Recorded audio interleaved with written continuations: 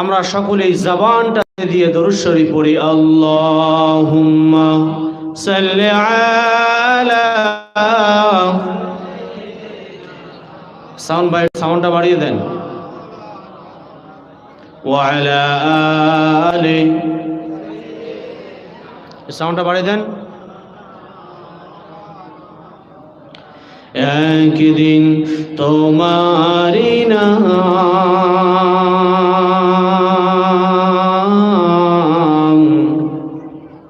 মসজিদে হবে এলান, একদিন তোমারি নাম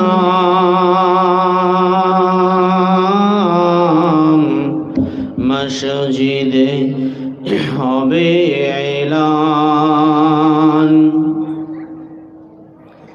তৈরি থেকো, তৈরি রেখো, কবরের মাল সামান, একদিন তোমারি নাম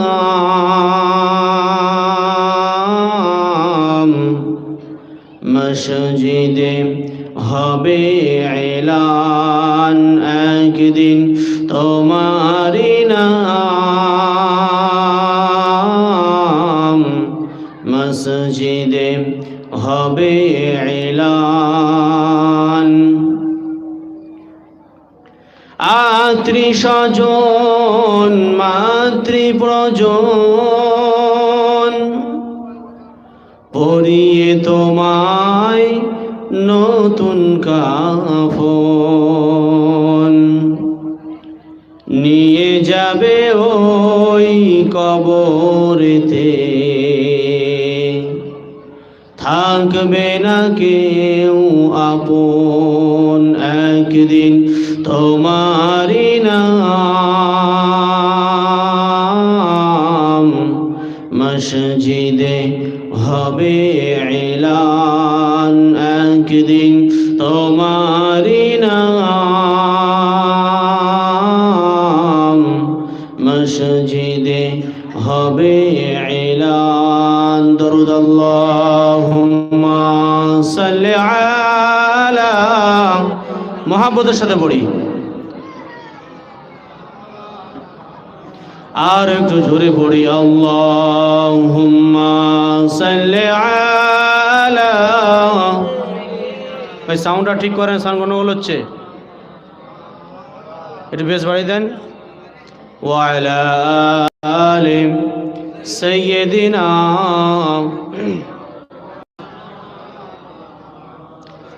নবীর রওজা শরীফ দেখে মন ভরে না, নবীর রওজা শরীফ দেখে মন ভরে না, দিদার দাও গো শাহে মদিনা, দিদার দাও গো শাহে মদিনা।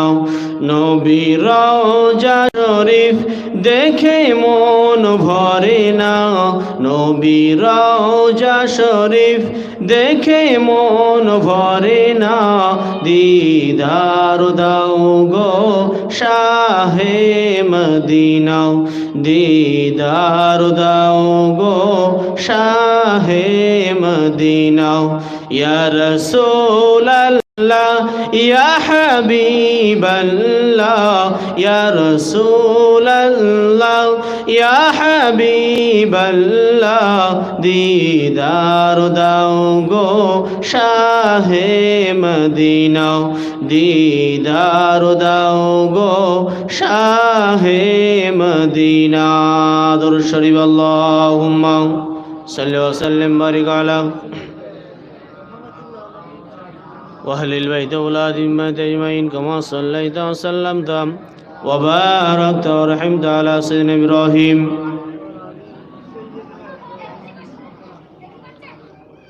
আলহামদুলিল্লাহ, সমস্ত প্রশংসা সেই মহান আল্লাহ পাকের দরবারে জানাই, যে মহান আল্লাহ পাক আমাকে আপনাদিওকে অতি ভালোবেসে মোহাব্বত করে এমনই একটা সুন্দর জান্নাতের বাগানে আসার মতো তৌফিক দান করেছেন। সেই জন্য করে আমরা সকলেই জবানটা ছেড়ে দিয়ে সেই মালিককে খুশি করি, সকলে বলি আলহামদুলিল্লাহ। আর একটু জোরে বলতে হবে আলহামদুলিল্লাহ। কেন আল্লাহ যত বেশি খুশি হবে শয়তান তত কি হবে? কথা বলুন, নারাজ হবে। সেই জন্য করে আমরা বেশি বেশি আল্লাহকে শুকরিয়া আদায় করব, আল্লাহকে খুশি করব। আর যত বেশি আল্লাহকে খুশি করতে পারবো শয়তানকে ততই পিছনে ফেলতে পারবো। আমরা আরও একবার সেই আল্লাহ পাকের দরবারে শুকরিয়া জানাই যে আল্লাহ পাক আমাদেরকে অতি ভালোবেসে আখিরি জামানার নবীর উম্মত করে পাঠিয়েছেন। সকলে বলি আলহামদুলিল্লাহ। তার পরে পরে জানাই অগণিত দরুদ ও সালাম সেই বিশ্ব হাবিবের প্রতি, সেই বিশ্ব নবীর প্রতি। সকলে বলি সাল্লাল্লাহু আলাইহি ওয়াসাল্লাম। ভাই এই বাচ্চাগুলো একটু বার করে দেন না, চুপ করতে বলেন। মাইকম্যান ভাই সাউন্ড ভালো হচ্ছে না, সামনে বাড়িয়ে দেন না। আরে লাইট লাগাচ্ছে এই সাউন্ড হলে বলে বকা যায়।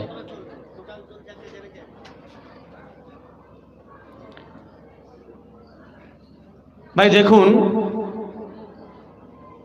আজকে আমরা যে জায়গাটিতে বসেছি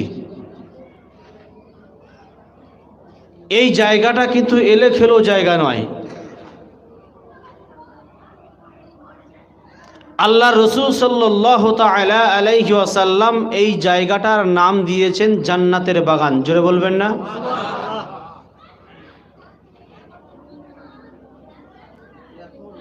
এই জান্নাতের বাগানে বসে যদি আমরা একবার সুবহান আল্লাহ বলি, দরুদ শরীফ পড়ি, আল্লাহ পাক আমার আপনার আমল নামায় অগণিত সওয়াব লিখে দেন। জোরে বলুন সুবহানাল্লাহ।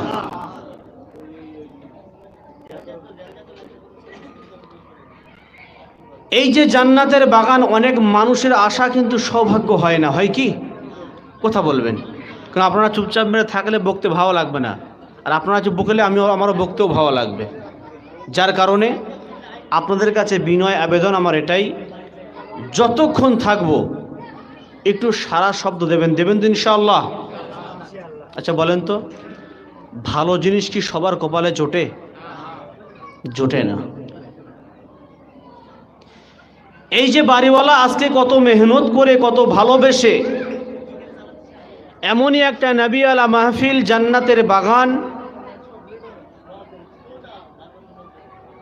তার প্রচেষ্টায় আল্লাহর রহমতে আজকে আমরা এখানে আসতে পেরেছি, এই জান্নাতের বাগানে আমরা বসতে পেরেছি। বলেন তো, এই বাড়িওয়ালা যদি আজকে এই মাহফিলটা যদি কায়েম না করতেন, না হয় আমরা চায়ের দোকানে বসতাম, না হয় রাস্তার চৌমাথায় বসতাম, না হয় বাড়িতে বসতাম, বসে বিভিন্ন রকমের আলাপ আলোচনা, একে অপরের প্রতি গীবত, পরনিন্দা, পরচর্চা আমরা করতাম কিনা বলেন? কথা বলুন সকলে। আল্লাহ পাকের লাখ লাখ শুকরিয়া যে আল্লাহ পাক দুনিয়াবি সমস্ত নোংরামি কাজ থেকে দূরে সরিয়ে এই জান্নাতের বাগানে আনিয়েছেন। জোরে বলবেন না? আমার ভাই জানেরা, বিশ্ব নবী আমার, দিন দুনিয়ার বাদশাহ নবী জনাবে মুহাম্মদুর রাসূলুল্লাহ সাল্লাল্লাহু তাআলা আলাইহি ওয়াসাল্লাম এক সময় সাহাবাদেরকে আলাপ আলোচনা করেন। আল্লাহর রসুল, আল্লাহর হাবিব বলেন, ও আমার সাহাবীরা, শুনে রেখে দাও, জেনে রেখে দাও, আমি দয়ার নবী, মায়ার নবী, তোমাদের কি জান্নাতের কথা বলবো না? জান্নাতের বাগানের কথা বলবো না? সাহাবায়ে কেরামরা বলেছিলেন, ইয়া রাসূলুল্লাহ, ইয়া হাবিবাল্লাহ, হুজুর নিশ্চয়ই আপনি বলে দিন জান্নাতের বাগান কোনটা? বিশ্ব নবী বলেন, যে সমস্ত জায়গাতেই আমি রাসূল আল্লাহর আলাপ আলোচনা হয়, আল্লাহর প্রশংসা করা হয়, আল্লাহর গুণকীর্তন করা হয়, আমি রাসূল আমার আলোচনা হয়, আমি দয়ার নবী মায়ার নবী জানিয়ে দিলাম ওটাই হলো জান্নাতের বাগান। আর একটু জোরে হবে না সুবহানাল্লাহ?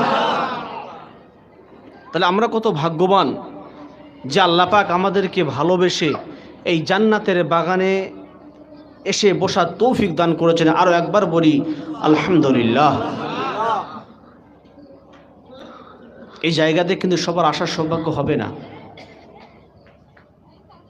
দেখবেন আমাদের বাড়ির মা ও বোনেরা যখন ওই ডিম দিয়ে মুরগি যখন তাওয়া দেয় না, দেয় কি দেয় না কথা বলেন? দেখবেন ডিম দেয়, মুরগি যখন তাওয়া দেয় ওর নিচে ডিম দেয়। আচ্ছা বলেন তো, একটা মুরগির যখন তাওয়া দেয় সেই মুরগিটা তার নিচনে বা তার নিচে কড়া ডিম ধরতে পারে? বা আমাদের বাড়ির মা বোনেরা কড়া ডিম দেয় কথা বলুন? আমি ধরলাম সাপোজ 20টা। যদি আমার আপনার বাড়ির মা বোনেরা ওই 20টার বদলে যদি 40টা দেয়, বাচ্চা হবে কি? সম্ভব নয়। কেন? ওর এক বাউন্ডারি আছে, ওই বাউন্ডারির ভেতরে যতটা ওর তাপমাত্রা আছে ততটাই ও নেবে, বাকিগুলো ডিম সব পচে নষ্ট হয়ে যাবে। ঠিক না বেটি কথা বলুন? তো আজকে আমরা এখানে যারা বসেছি আমরা ঠিক এই টাটকা ডিমের ন্যায়, জোরে বলুন সুবহানাল্লাহ। আসলে এই গ্রামে তো এই কটা মানুষ নয়, আরো তো অনেক মানুষ আছে। এরা মনে মনে করছে আমরা বুদ্ধিমান, ওখানে যাব না। ওদের উদাহরণ হচ্ছে এই পচা ডিমের মতো। এই যে জান্নাতের বাগান আমরা বসে আছি, হয়তো আমার আপনার এটাই হয়তো লাস্ট বায়ান বক্তব্য হতে পারে। ঠিক না বেটি? আপনি এখান থেকে বাড়ি চলে যাবেন তার কোনো গ্যারান্টি আছে? কোনো গ্যারান্টি নেই। কেন? কোরআন বলছে কুল্লু নাফসিন যায়িকাতুল মাউত, প্রতিটি নফসকে একদিন না একদিন মৃত্যুর স্বাদ গ্রহণ করতেই হবে। আমার ভাইরা, তাহলে একটা কথা মাথায় রাখতে হবে যে আমার আপনার হায়াত জিন্দাগিটা যখন শেষ হয়ে যাবে, এই হায়াতে জিন্দাগিটা শেষ হয়ে যাওয়ার পরে আমাকে আপনাকে আমার আত্মীয় স্বজন পাড়া প্রতিবেশী, আমার ছেলে, আমার পরিবার পরিজন ঘরের ভেতরে কি 2-4 দিন রাখবে বলে মনে হচ্ছে? রাখবে না। কেন? আপনার নিঃশ্বাসটা যখন বন্ধ হয়ে যাবে, আমার বাড়িওয়ালাও জানে, পাড়া প্রতিবেশীও জানে যে এ মাইয়েত কি আর বেশিক্ষণ রাখা যাবে না, যত শীঘ্রই পারি কবরস্থানে নিয়ে গিয়ে দাফন করে দিই। ঠিক না বেঠিক? আচ্ছা বলেন তো, ওই যে বাড়িটা আপনি কত কি হচ্ছে এত আওয়াজে? এদিকে চুকুদি বলেন তো কি হচ্ছে সব?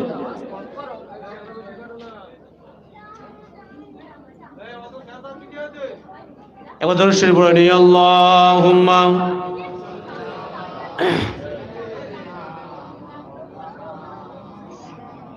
সাউন্ড বাড়ে না ওরা? ও ভাই সাউন্ড বাড়ে না? একটা জেনারেটরে পুরো সব লাইট ফাইট সব জ্বলবে, বলে টান দিবা। লাইট লাগাচ্ছে বুঝতে, গোলা ফাটিয়ে ফাটিয়ে বলা যায় এরকম করে? ছবিও ভালো হচ্ছে। ভাই সকল আমার দিকে একটু মতওয়াজ্জহ হন। এবার আমি যে কথা আপনাদেরকে বোঝাতে চাইছিলাম, আচ্ছা বলেন তো, যে বাড়িটা আপনি কত কষ্ট করে কত মেহনত করে দিন রাত সমান করে দিয়ে আপনি সেই বিল্ডিংটা খাড়া করে তুলেছেন, আচ্ছা আপনি আপনার বিবিকে ওসিয়াত করবেন আপনার বিবি ওই ঘরের মধ্যে 4 দিন রাখবে না? রাখবে? রাখবে না। আমার ভাই জানেরাম, একটা কথা মাথায় রেখে দিন,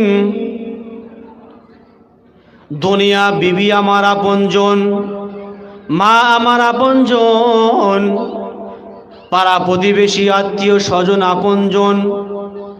ও ভাই জানেরা, চোখটা যেদিন বন্ধ হয়ে যাবে, এত মোহাব্বতের স্ত্রী আমার ছায়া সঙ্গিনী কলিজার টুকরা বিবি আমাকে ছাড়া খেত না, আমাকে ছাড়া চলতো না, ওই বিবি একদিন বলবে আর বেশি দিন রাখা যাবে না, ঠিক না বেঠিক? আমার ভাইরাম, যে আল্লাহর হুকুমকে আপনি দিনের পর দিন রাতের পর রাত অমান্য করে টাকা পয়সা উপার্জন করেছেন, টাকা পয়সা ইনকাম করেছেন, সুন্দর একটা বিল্ডিং বালাখানা তুলে ধরার জন্য,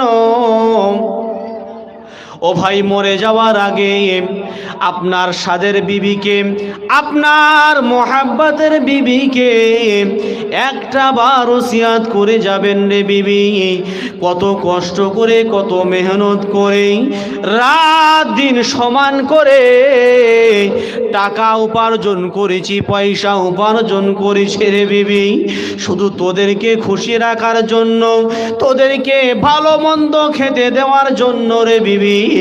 আমি যেদিন মারা যাব খানা জঙ্গলে দিবি না, বাঁশ বাগানে দিবি না, এত সুন্দর বিল্ডিং বালাখানা তুলে ধরেছি, এত সুন্দর বিল্ডিং বালাখানা তৈরি করেছি রে বিবি, ও একটা ঘরের কোণে যদি হয় আমাকে দাফন করিস দেবে বলে মনে হয়?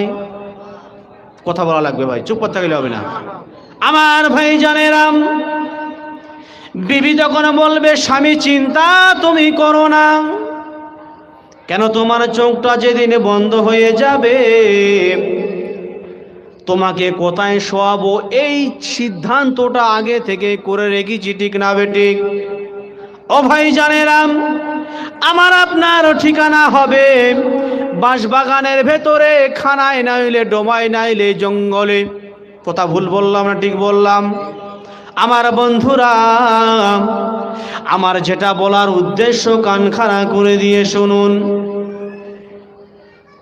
আমার আপনার চোখটা যেদিন বন্ধ হয়ে যাবে, আমাকে আপনাকে আত্মীয় স্বজনেরা কাঁধ দিয়ে খাটিয়া ধরে ধরে খলাকুনাকুম ওয়া ফিহা নুঈদুকুম ওয়া মিনহা নুখরিজুকুম তারাতান উখরা, তিন তিন মুঠো মাটি দিয়ে যার সের বাড়ি বিদায় নিয়ে চলে যাবে, অথচ দুনিয়াতে বেঁচে থাকা অবস্থায় আমার বিবি যদি কোনো বিপদের সম্মুখীন হয়ে যেত, আমি স্বামী দৌড়ে দৌড়ে ছুটে চলে যেতাম, ঠিক কিনা? ও ভাই জানেরাম, আপনি এখান থেকে চলে গেছেন কলকাতা, কাজকর্মই ব্যস্ত হয়ে আছেন, হঠাৎ করে বিবি টেলিফোন দিচ্ছে, স্বামী কোথায়, বাড়ি এসো। কেন?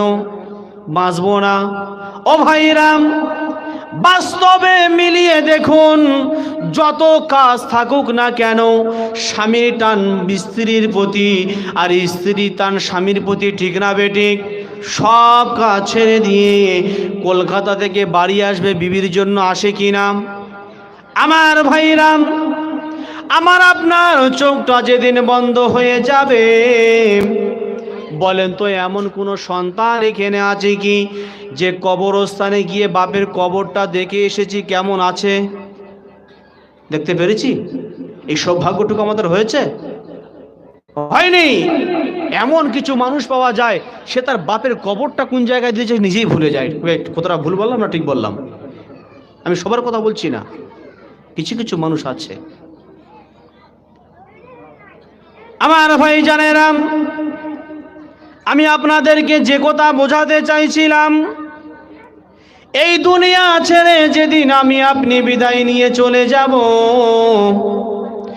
বিবি আমার আপন হবে না, ছেলে আমার আপন হবে না, আমার মা আপন হবে না, আমার পিতা আপন হবে না, আমার সন্তান আপন হবে না, আমার পাড়া প্রতিবেশী আপন হবে না। ও ভাই জানেরা, ওই দিন আমল হবে, ওই দিন সঙ্গী হবে একটা জিনিস যার নাম আল্লাহ কোরআনে বলেছেন। আল্লাহ কোরআনে বলেছেন নেক আমল, সৎ আমল আমি আল্লাহ তার সঙ্গী করে দেব। ওয়ামিলু সালিহাত, যে নেক আমল করবে ওই নেক আমলটা তার সঙ্গী হবে। আর নেক আমল যখন তার সঙ্গী হবে, ওই কবরের মধ্যে তার কখনো আযাব হতে পারে না, ঠিক না বেঠিক? আমার ভাই জানেরাম, দুনিয়ায় সব আমার, সব আমার, কিন্তু কাল কিয়ামতের ময়দানে কেউ আপন হবে নাকি? কথা বলুন। এটা জানতে গেলে আসতে হবে কোথায়? আল কোরআন। আল্লাহ কোরআনে বলেন ইয়াউমা ইয়াফিরুল মারউ মিন আখিহি ওয়া উম্মিহি ওয়া আবিহি ওয়া সাহিবাতিহি ওয়া বানিহি। ও ভাই জানেরাম, দুনিয়ার জমিনে এত মায়া মোহাব্বত ভালোবাসা, এত প্রেম প্রীতি সব যখন ত্যাগ করে চলে যাব, এই ভালোবাসার মানুষটা আমার আপন হবে না, এই মোহাব্বতের মানুষটা আপন হবে না। হবে নাকি? কেন হবে না? কেন হবে না? যে বিবির জন্য আপনি সারাটা দিন রাত আল্লাহর হুকুমকে অমান্য করে, আপনি আল্লাহর হুকুমকে ত্যাগ করে আপনি দুনিয়াদারি করে গেছেন, সেই বিবি হবে না? আমার ভাইরা গভীর মনোযোগ দিয়ে শুনুন, দুনিয়ায় সব আমার, সব আমার, ছেলে আপন, মা আপন, বিবি আপন, বাবা আপন, আত্মীয় স্বজন আপন। আল্লাহ বলে বান্দারে, তোমার এমন একটা দিন আসবে, এমন একটা সময় আসবে, কেউ তোমার আপন হবে না, ঠিক কি না? আমার ভাইরাম, আল্লাহ পাক কোরআনে বলেন ইয়াউমা ইয়াফিরু। ইয়াফিরু শব্দের অর্থ হচ্ছে দৌড়ে পালিয়ে যাওয়া। ইয়াউমা ইয়াফিরুল মারউ মিন আখিহি, ওই কিয়ামতের দিন আমার দেখে খেঁচে দৌড়ে পালিয়ে যাবে ভাই, পালিয়ে যাবে, ওয়া উম্মিহি, মা পালিয়ে যাবে, বাপ পালিয়ে যাবে, আত্মীয় স্বজনেরা কেউ আমাকে চিনবে না।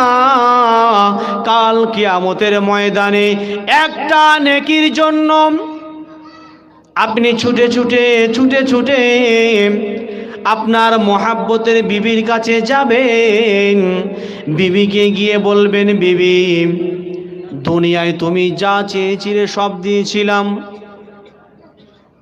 ও আমার মোহাব্বতের বিবি, তোমার জন্য দিন রাত সমান করে দিলাম, খোদার হুকুম ঠিক মতো পালন করতে পারি নাই।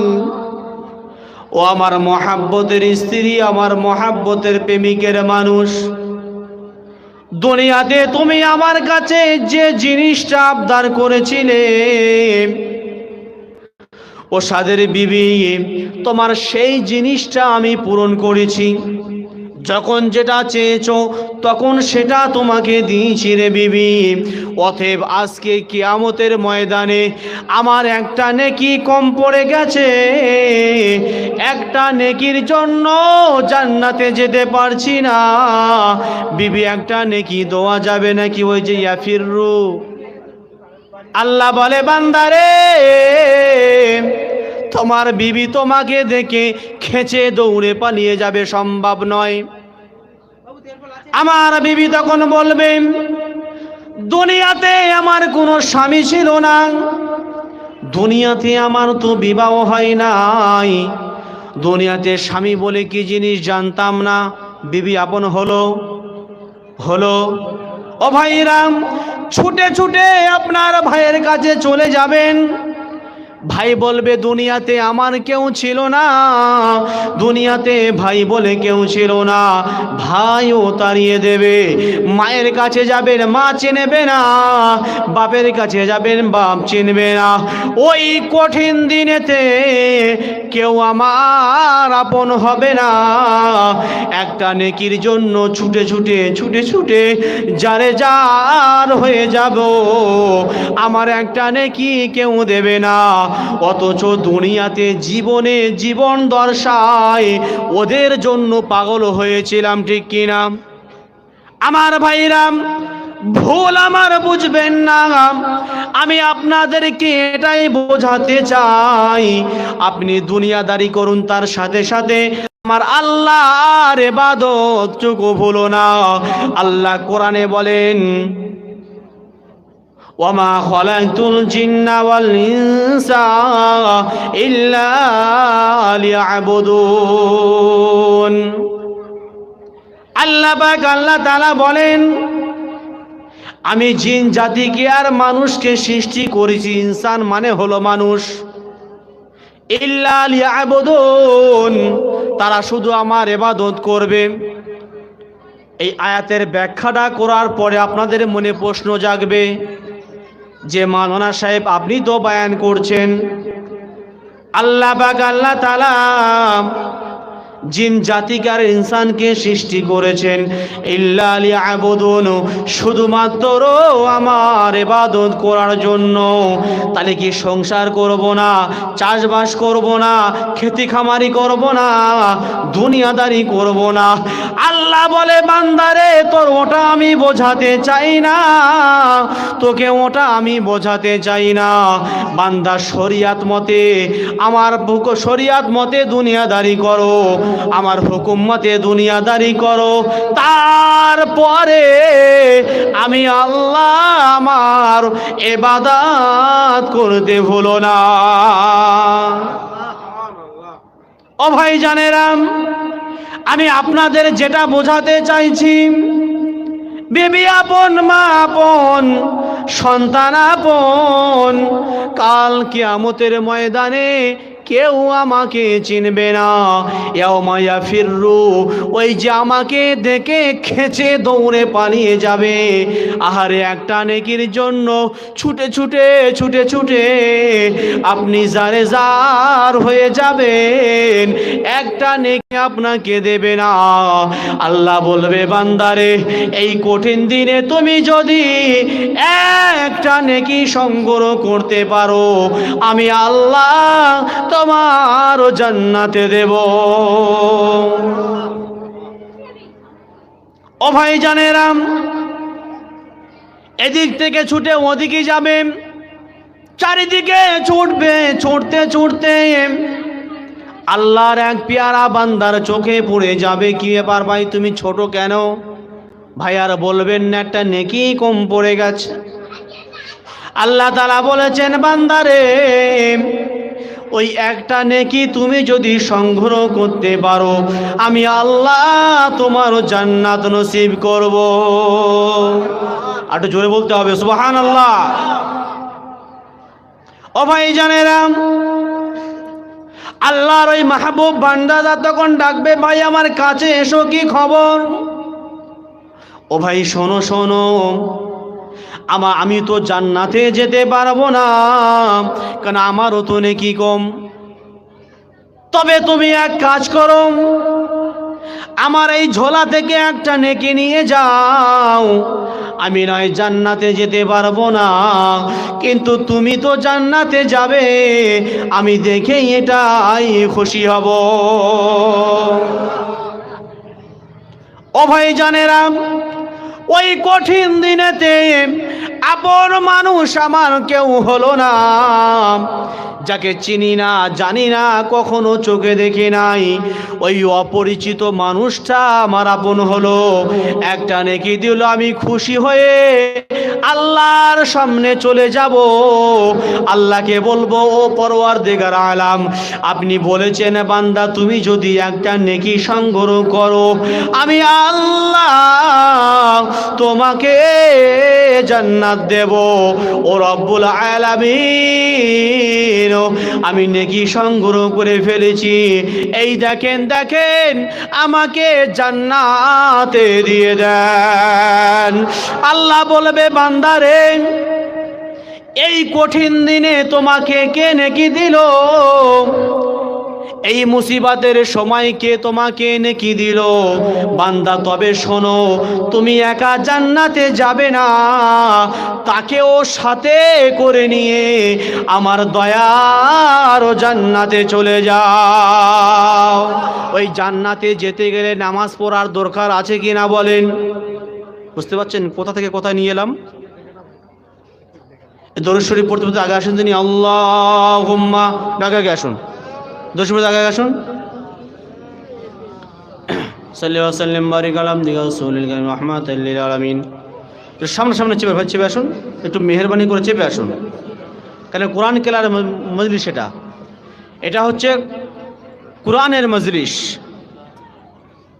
আল্লাহ রাসূল সাল্লাল্লাহু তাআলা আলাইহি ওয়াসাল্লাম বলেছেন, তোমরা জীবনে তিনটে জায়গা ফাঁকা রেখো না। আমি তিনটে বলবো না, তার মধ্যে একটা বলছি। সেটা হলো এটাই যে আল্লাহ রসুল বলেছেন, যে সমস্ত জায়গাতে আল্লাহ ও রসুলের আলাপ আলোচনা হবে তোমরা ওই জায়গায় কখনো ফাঁকা রাখবে না। রাখলে কি হবে? আমাদের বড় ভাই কে বলেন তো? কে?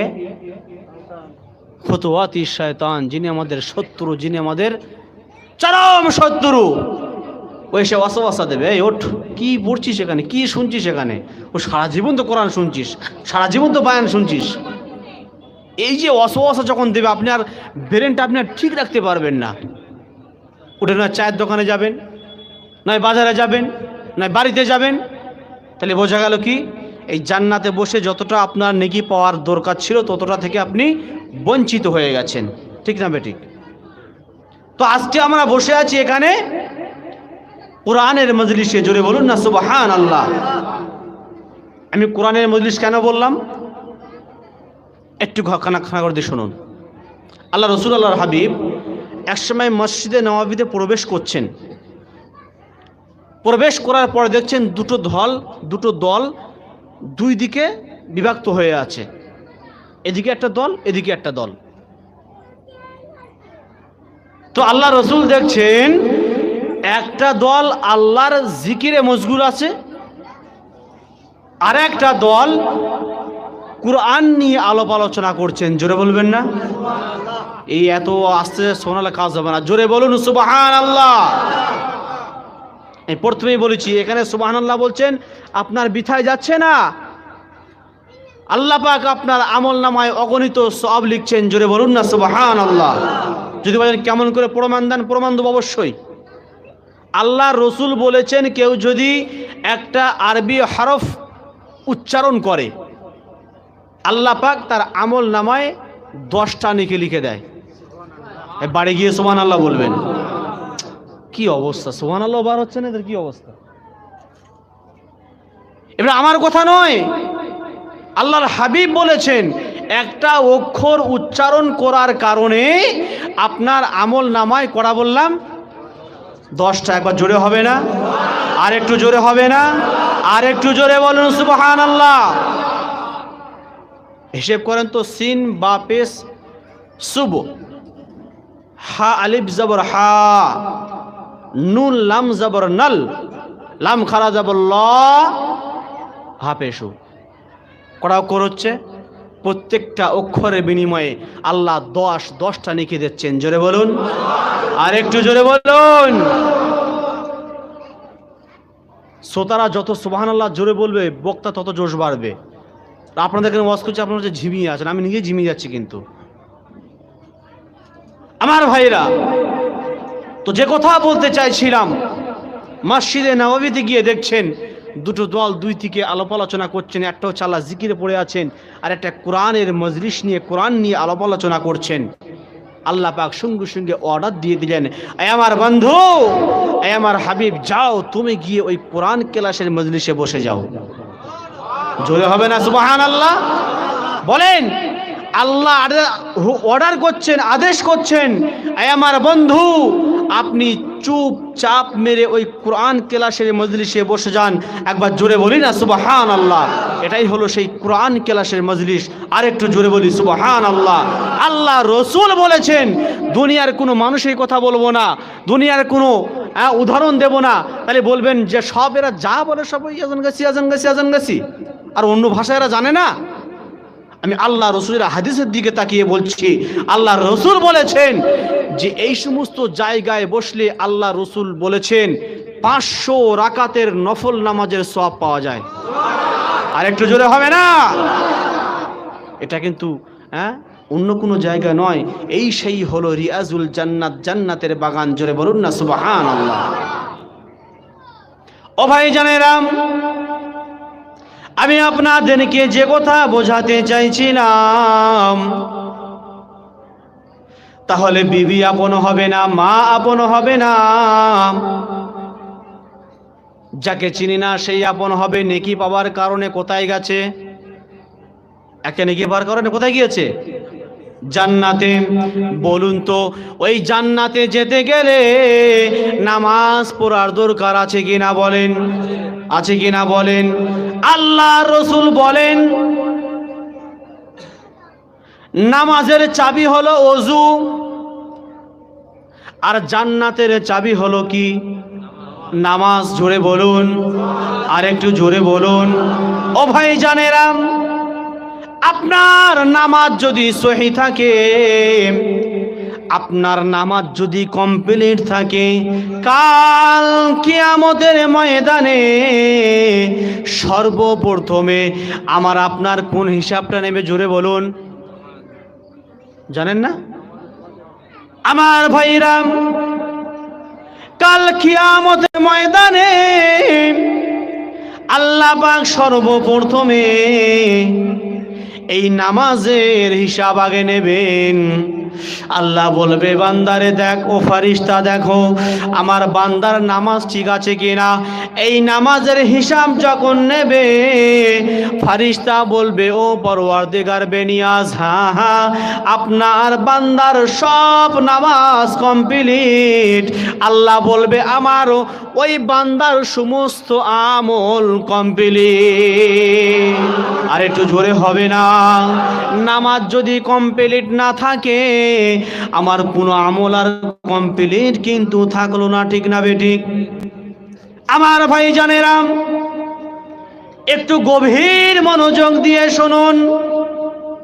আল্লাহ পাক, আল্লাহ তাআলা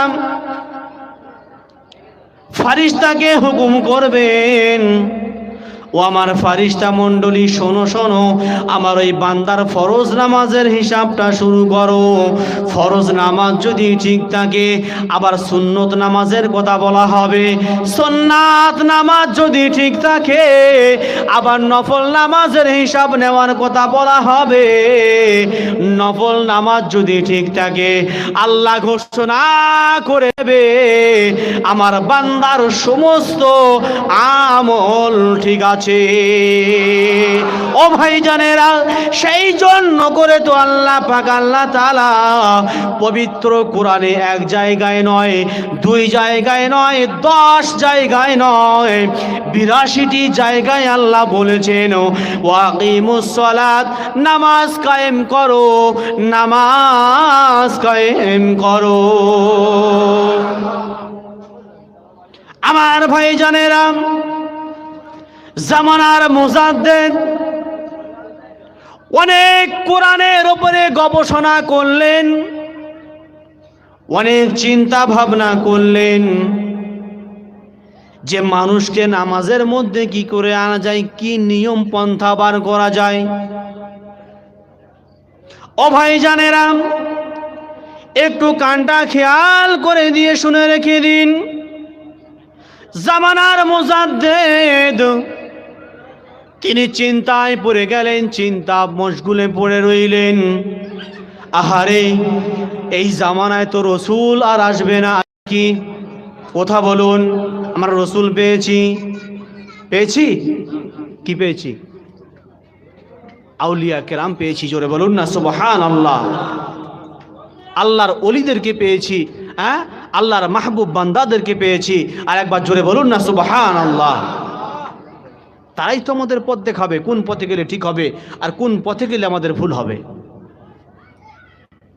ও ভাইজানেরা, একটু গভীর মনোযোগ দিয়ে শুনুন। জামানার মুজাদ্দেদ তিনি চিন্তা করলেন যে আল্লাহ পাক কোরআনে ৮২ জায়গায় বলেছেন নামাজ কায়েম করো, আর কাল কিয়ামতের ময়দানে সর্বপ্রথমে নামাজের হিসাব নেবে। তাই জামানার মুজাদ্দেদ চিন্তা করে প্রতিটি মানুষকে 4টে ঔষধ দিয়েছে। কটা বললাম? সকলে মিলে বলতে হবে কটা বললাম, আর একটু চিল্লে বলুন কটা বললাম। প্রথম নাম্বারে রেখেছেন বিনা কাজায় 5 ওয়াক্ত নামাজ। অনেক মানুষের মনে প্রশ্ন জাগে, বিনা কাজা আবার কি? ঠিক না? বল, কথা বলুন, বিনা কাজা আবার কি? আচ্ছা বলেন তো, আপনি যদি দুপুরের ভাত সেই 4টের সময় খান, এটা শুদ্ধ হলো না অশুদ্ধ হলো? ঠিক হলো না ভুল হলো? আপনি রাত্রে খাবার খান রাত জাস্ট 9টায়, ব্যতিক্রম 10টা 10:30 হতেই পারে। আপনি কন্টিনিউ যদি 9টার ভাত 12টায় গিয়ে খান, তাহলে সিস্টেমের বাইরে হলো না সিস্টেমের ভিতরে হলো? বাইরে হলো। ও ভাইজানেরা, অনেক মানুষ বলে বিনা কাজায় নামাজটা আবার কি? এই বিনা কাজা নামাজটা আবার কি? আমার ভাইজানেরা, আল্লাহ পাক আল্লাহ তাআলা পবিত্র কোরআনে বলেছেন, দেখবেন আমরা যখন মসজিদে নামাজ পড়তে যাই, মসজিদে একটা নামাজের তালিকায় বোর্ড থাকে না? কথা বলুন। আপনারা কথা বলছেন না কেন? খিদে পেয়েছে কি? কথা আপনাদের খিদে পেয়েছে? এবার উচ্চস্বরে দরুদ শরীফ পড়েন তো, আল্লাহুম্মা, জোরে জোরে, আরো জোরে।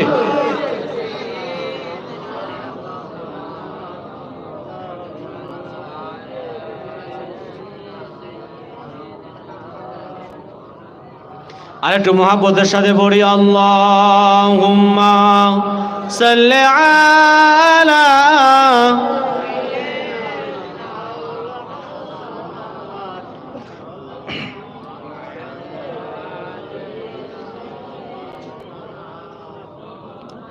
আজকে মরলে কালকে 2 দিন, পরের দিন কেউ কাঁদবে না। আজকে মরলে কালকে 2 দিন, পরের দিন কেউ কাঁদবে না। যাদের জন্য গড়লে সমাজ, যাদের জন্য করলে সমাজ, তারাই কেউ তো কাঁদবে না, ঠিক কিনা? ভাই, আমি যদি আজকে মারা যাই, আগামীকাল জানাজা হবে কিনা? কদিন হচ্ছে? 2 দিন। আমার বিবি, আমার মা, আমার বাপ, আমার ছেলে খুব কান্না কাঁদবে, ঠিক কিনা? 2 দিন যখন অতিক্রম হয়ে যাবে, আর কাঁদবে বলে মনে হয়, বলে মরে গেছে, ঠিক হয়েছে, বুড়োটা খুব জ্বালাচ্ছিল, হ্যাঁ, সমস্ত জমি জায়গাগুলো হাতে মুঠে করে রেখে, যাক এবার আমি রাজ করে চলবো। ভাই, আমি সবার কথা বলছি না, কিছু কিছু মানুষ পাওয়া যায় কিনা। কবির ভাষা কি বলছে শুনুন।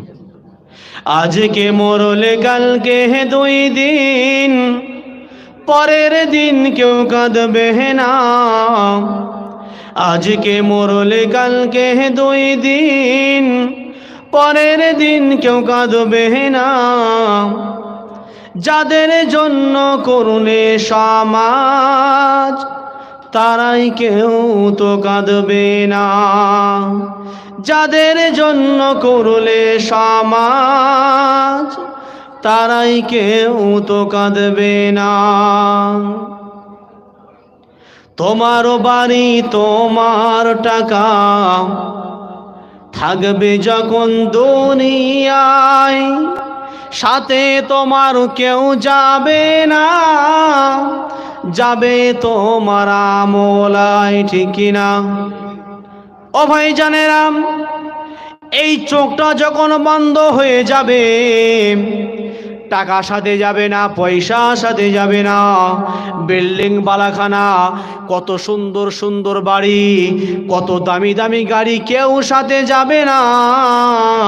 আল্লাহ কোরআনে বলেন আমিলুস সালিহাত, নেক আমল যদি নিয়ে যেতে পেরেছে রে বান্দা, আমি আল্লাহ তোমার কবরটা জান্নাত বানিয়ে দেব। তাই কবি বলেন একদিন মাটির ভিতরে হবে ঘর, রে মন আমার কেন বাঁধো দালান ঘর, কেন বাঁধো দালান ঘর। একদিন মাটির ভিতরে হবে ঘরে মোহন আমার, কেন বন্ধ দালান ঘর। বাড়ি গাড়ি টাকা করি থাকবে পরে দুনিয়ায়, আসল বাড়ি নিয়া যাবে কাঠের গাড়ি করিয়ায়, কাঠের গাড়ি করিয়ায় রে মন আমার কেন বন্ধ দালান ঘর, কেন বন্ধ দালান ঘর। আশাদের মরণ আসবে যখন, আসবে দেখতে কতজন, ঈমানওয়ালা হবে যিনি পাবে জান্নাতি দান, পাবে জান্নাতি দান। হে মন আমার কেন বন্ধ দালান ঘর, ঠিক কিনা? আমার ভাইরাম, আপনাদেরকে যে কথা বোঝাতে চাইছিলাম,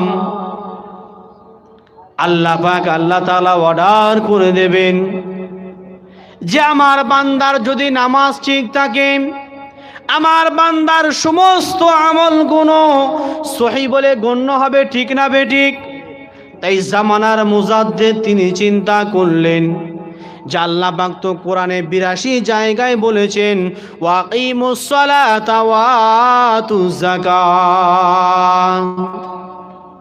ও ভাই জানেরাম, যে কথা বলতে গিয়ে এত দূর চলে এলাম, মসজিদে যখন নামাজ পড়তে যাবেন দেখবেন একটা বোর্ড লাগানো থাকে, নামাজের টাইম টেবিল দেওয়া থাকে, থাকে কি না?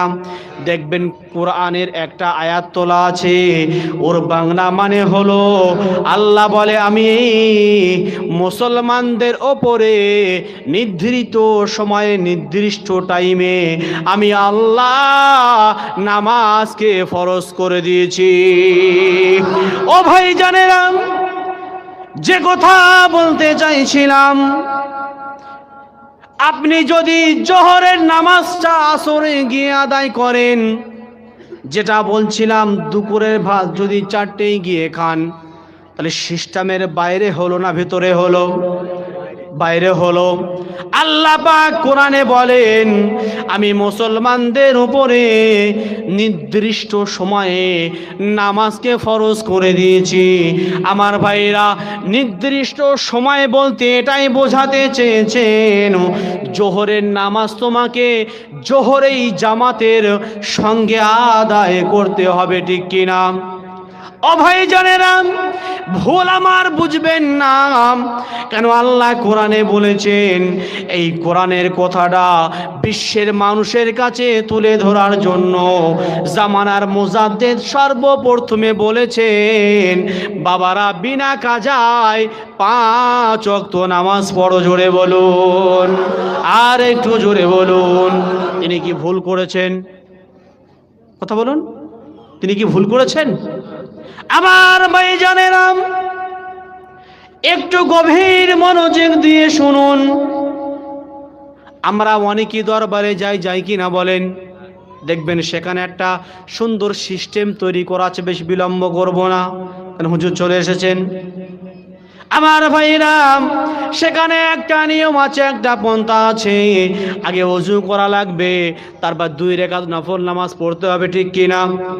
ও ভাই জানেরাম, জামানার মুজাদ্দিদ চিন্তা করলেন যে মানুষকে যদি ভালোর দিকে আনা যায় তাহলে সর্বপ্রথমে নামাজের ডাক দিতে হবে, ঠিক কিনা? এটা কার কথা? আল্লাহর কথা। কোথায় আছে? কোরআনে আছে। আল্লাহ বলেন, ইন্নাস সালাতা তানহা আনিল ফাহশাই ওয়াল মুনকার, নিশ্চয়ই নামাজ হলো এমন একটা ইবাদত, নামাজ এমন একটা বস্তু, মানুষের অশ্লীল কাজ থেকে এই নামাজ তাকে বিরত রেখে দেয়। চিল্লে বলুন সুবহানাল্লাহ। জামানার মুজাদ্দিদ চিন্তা করলেন যে মানুষের অন্যায় কাজ থেকে যদি দূরে সরানো যায়, মানুষের অন্যায় কাজ যদি ছাড়াতে হয়, তাহলে সর্বপ্রথমে এই নামাজের দাওয়াতটা দিতে হবে। নামাজ পড়বো ইনশাআল্লাহ। ফরজ সুন্নত আপনাকে তো পড়তেই হবে। যত বেশি বেশি নফল ইবাদত করবেন সেটা আপনার জন্য মঙ্গল। ঠিক যে কথা বলছিলাম, যদি নামাজে কিছু ঘাটতি থাকে, আপনার যদি নফল ঠিক থাকে, বা যদি নফল যদি ঘাটতি থাকে, সুন্নত যদি ঠিক থাকে, এরকম একটা সিস্টেম আছে, দেখবে আল্লাহ বলছে, বান্দা আমি কিছু নামাজ কেটে নিয়ে ওটার মধ্যে ঘাটতি পূরণ করে দেবো। জোরে বলুন, আর একটু জোরে বলুন সুবহানাল্লাহ। আমার ভাইয়ের বেশ বিলম্ব করবো না, আমার হুজুর চলে এসেছেন। যাক, তানার শরীরে যে অসুস্থ, আমরা সকলেই তানার জন্য দোয়া করব। আল্লাহ যেন তানার শরীরে সুস্থ দান করেন, সকলে বলে আল্লাহুম্মা আমিন। তিনি যেভাবে হাক্কানির খেদমত করছেন, হাক্কানির প্রচার করছেন, আমরা সকলে তার জন্য আরও বেশি বেশি করে অন্তর থেকে দোয়া করব। আল্লাহ যেন তানার হায়াতকে আরও বৃদ্ধি করে দেয়, সকলে বলি আল্লাহুম্মা আমিন। আর আমার জামানার মুজাদ্দিদ যেটা বলেছেন, 4টে স্টিম দিয়ে গেছেন, বিনা কাজায় 5 ওয়াক্ত নামাজ, আর কোরআন তেলাওয়াত, আর সাধ্যমতো পরেশগারি, আর হালাল রুজি। এই 4টে জিনিস কেউ যদি মেনটেন করে চলতে পারে, ইনশাআল্লাহ সে দুনিয়াতেও কামিয়াবি, আখিরাতেও কামিয়াবি। সুবহানাল্লাহ।